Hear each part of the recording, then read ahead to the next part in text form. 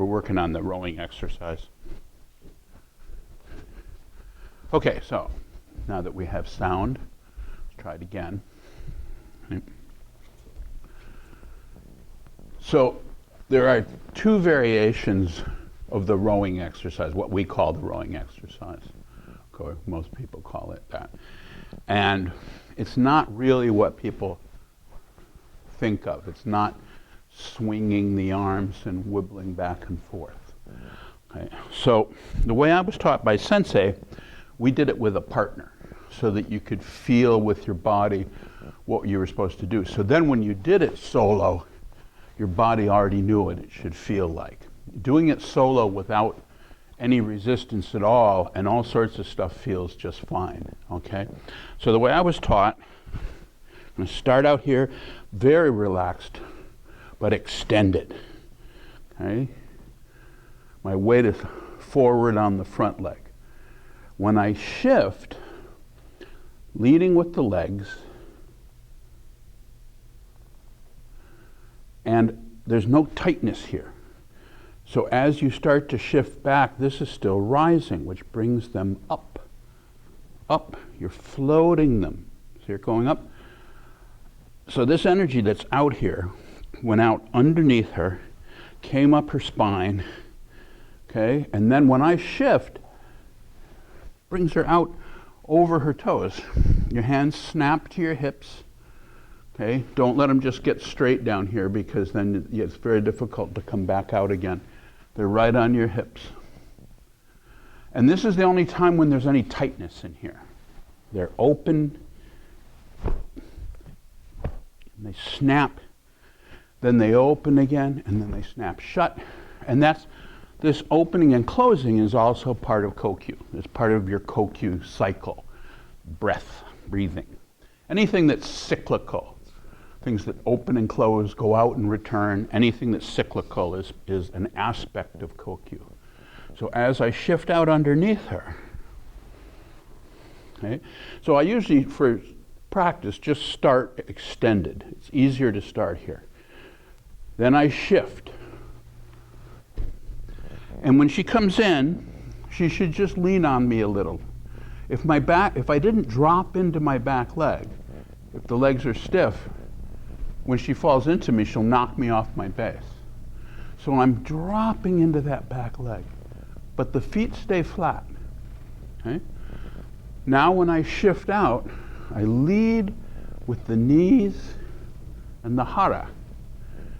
If I try and lead with the arms, the moment I try and push those arms out, she's buried me. Okay? So I'm leading with the body, and then these can extend. And you repeat the cycle.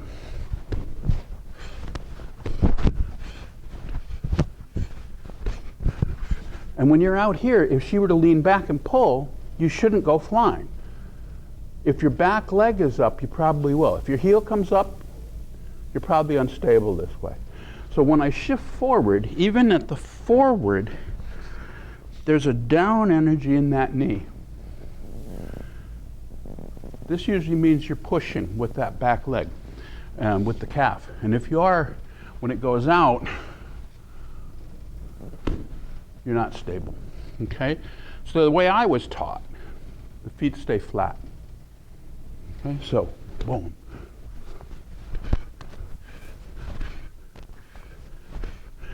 So my partner gives me moderate resistance, okay? Now, this has a lot of power. Shimasu. So I can take someone who's seriously large, okay, be moderately stable.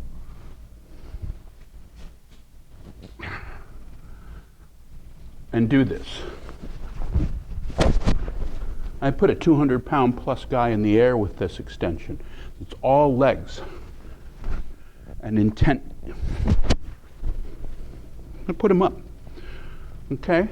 But that's the fact that you can do that doesn't mean that you have to do it that way, okay?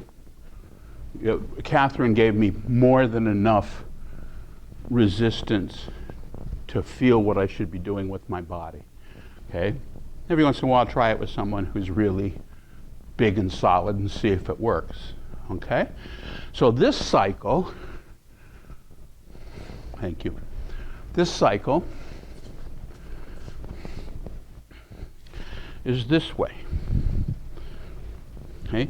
Out low, up their spine, to you, down over here, and back out. Okay? Out low, up their spine, across to you, and down into your hips, which is down into the floor with my legs. Then back out low to high, back to low. Okay? So it's this cycle. The other version, which we'll do after you practice this a bit, is the opposite cycle. It goes that way. And I wasn't taught that one by Saotome Sensei, but you'll see it. And frankly, I think you should be able to do either one. You should be able to do both. What's the difference as far as strength? Right. So there's no difference in terms of strength. These are both internal power exercises. So one's one direction, out, up, back to you, that way.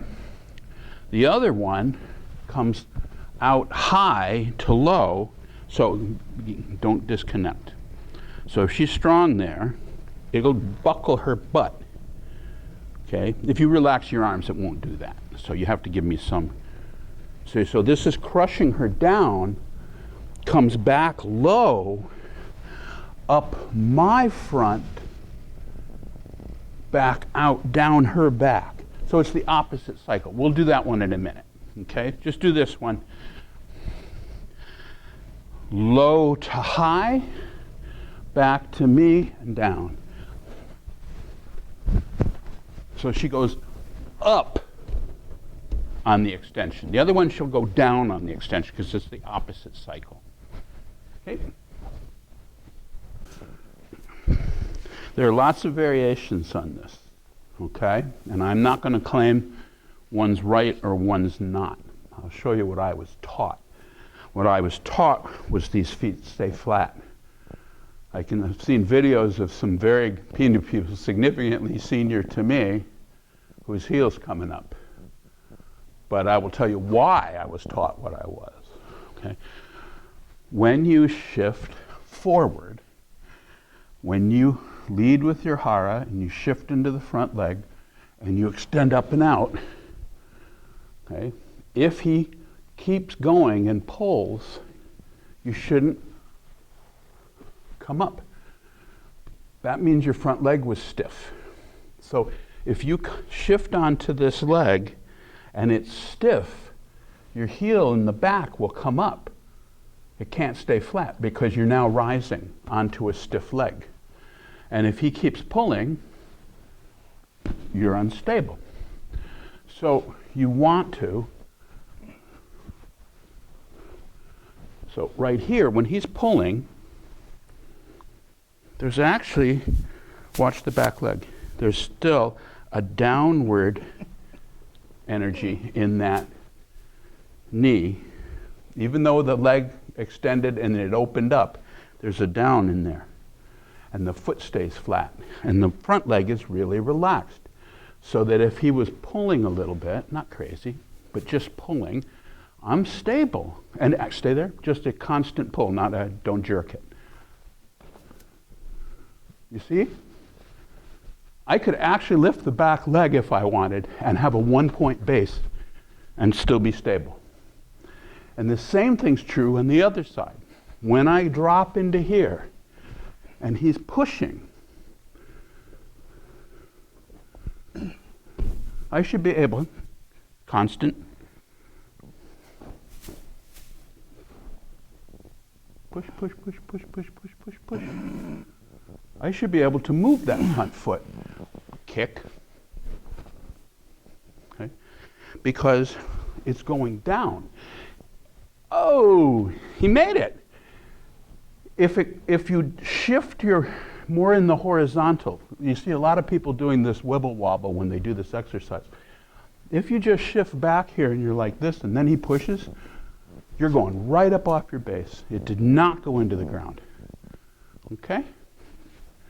The arms are really, arms are really relaxed. Okay? So they shoot out.